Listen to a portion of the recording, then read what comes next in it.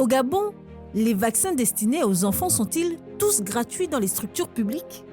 C'est une question que se posent beaucoup de parents qui disent avoir été incités à payer des vaccins. Tous les vaccins qui concernent le programme élargi de vaccination sont gratuits pour les enfants de 0 à 24 mois. On pose la question aux mamans, pourquoi vous n'allez plus dans ce centre-là? Elles nous disent que non, là-bas on nous a exigé de payer le vaccin. Et puis nous, on prend. On les vaccine correctement avec le programme élargi de vaccination. Faire vacciner son enfant ne devrait pas être un frein pour les familles, une précision de taille.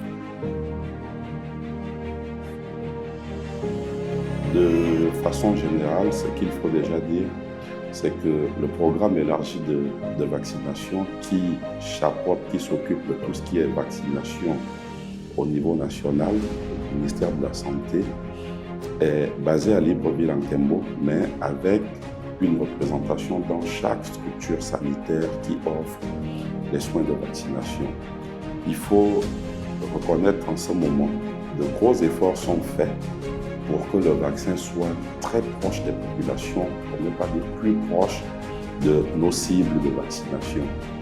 Le gouvernement, chaque jour qui passe, fait des efforts pour assurer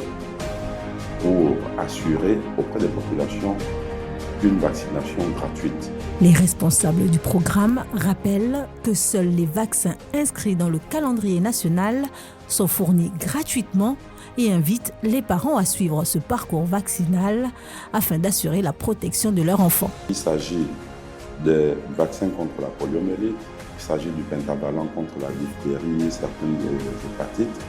Il s'agit également du vaccin contre la rougeole et la fièvre jaune. Aujourd'hui, au Gabon, un peu plus d'un enfant sur deux reçoit le vaccin pentavalent. Les autorités sanitaires veulent désormais accélérer cette progression afin d'améliorer la protection des enfants à l'échelle nationale. Bon, déjà, ces vaccins-là ne sont pas obligatoires. Ça, on ne le dit pas, mais ce n'est pas obligatoire.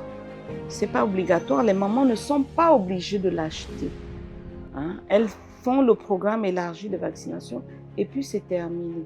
Entre vaccins gratuits et vaccins payants, la santé des enfants devrait-elle dépendre du pouvoir d'achat des familles?